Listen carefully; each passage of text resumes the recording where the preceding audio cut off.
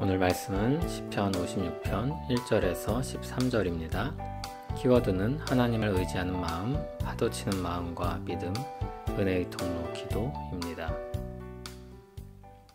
다윗의 믹담시, 인도자를 따라 요낫 엘렘 르우김에 맞춘 노래.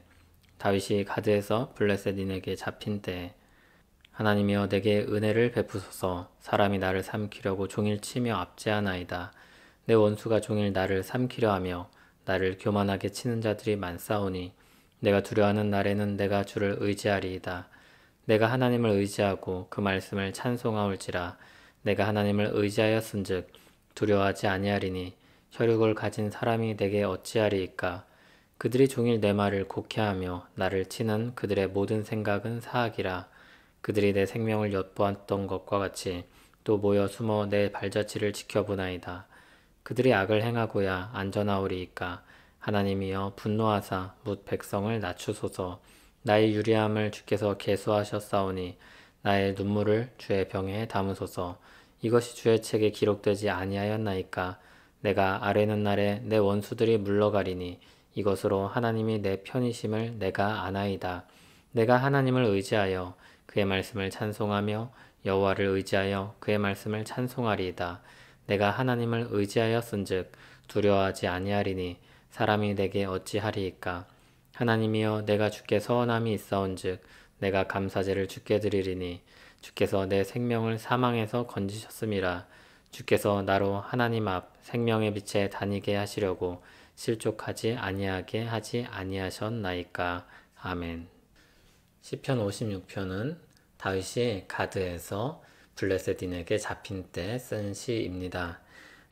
사무엘상 21장 10절에서 15절을 보면 다윗이 사울을 피해 도망다니면서 블레셋 가드에 피신한 적이 있었습니다.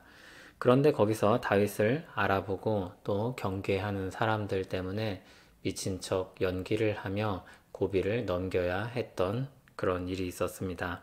그렇게 해서야 겨우 다윗은 그들에게서 풀려날 수 있었습니다.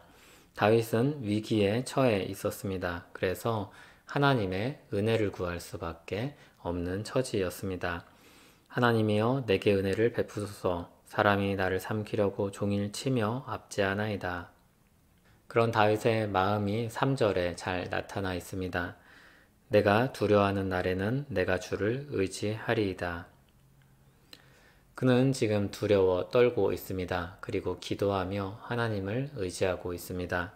그렇게 하나님을 의지하는 가운데 다윗이 마음을 추스리고 하나님을 찬송하게 됩니다. 5절에 다시 그의 기도가 이어집니다. 자신을 둘러싸고 있는 어려운 상황들을 주님께 아뢰고 있습니다. 적들이 자신의 말을 곡해하고 죽일 기회를 살피며 지켜보고 있습니다. 무슨 말 실수를 할까? 어떤 말을 나쁘게 써먹을까? 무엇을 올무로 삼을까? 다윗이 느끼고 있는 또 직면한 현실입니다. 다윗이 겪은 어려움을 생각하면은 그가 제정신으로 살아남은 것만 해도 정말 기적이 아닐 수 없습니다. 하나님께서 은혜를 베푸신 결과일 것입니다. 다윗은 하나님께 기도합니다. 나의 유리함을 주께서 계수하셨사오니 나의 눈물을 주의 병에 담으소서. 이것이 주의 책에 기록되지 아니하였나이까. 다윗은 이렇게 믿음으로 주께 기도하면서 또 하나님을 찬송합니다. 그런데 다윗이 하나님께 찬송 드릴 때 아무런 감정도 없이 괴로움도 없이 기쁨으로 노래하지 않았습니다. 10절을 보시기 바랍니다. 내가 하나님을 의지하여 그의 말씀을 찬송하며 여호와를 의지하여 그의 말씀을 찬송하리이다.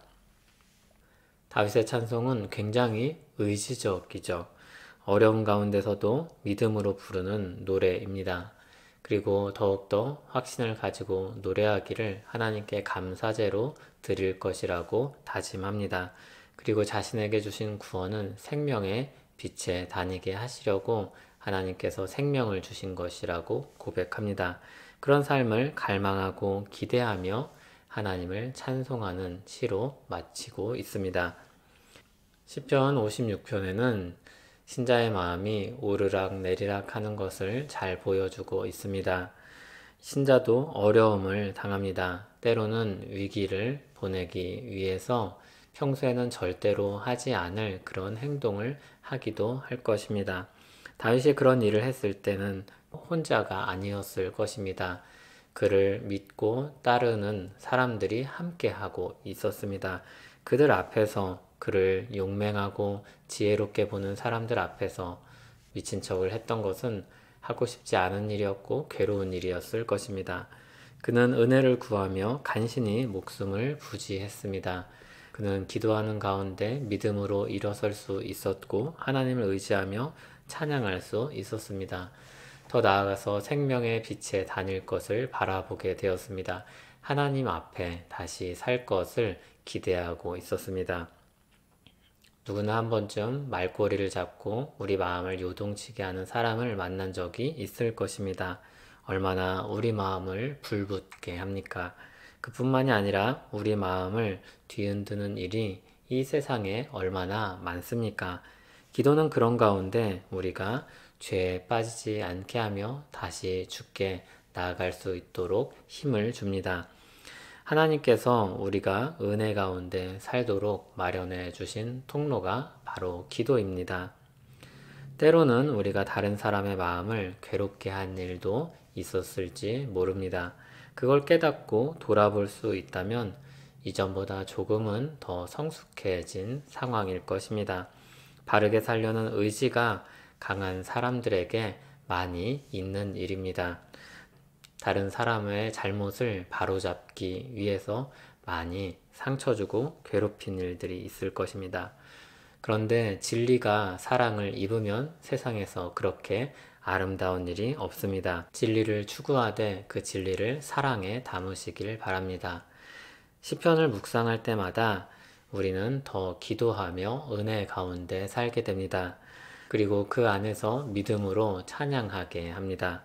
하나님은 그렇게 이 말씀을 통해 우리 현실에 함몰되지 않고 우리를 생명의 빛에 다니게 하십니다. 하나님 앞에서 살아가게 하십니다. 오늘도 믿음으로 그 은혜 가운데 사는 우리 되기를 소원합니다. 예수 그리스도 안에서 우리를 생명의 빛에 다니게 하신 하나님께 감사하며 찬송을 올려드립니다.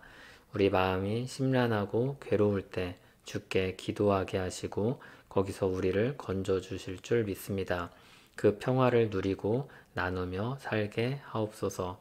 예수님 이름으로 기도합니다. 아멘.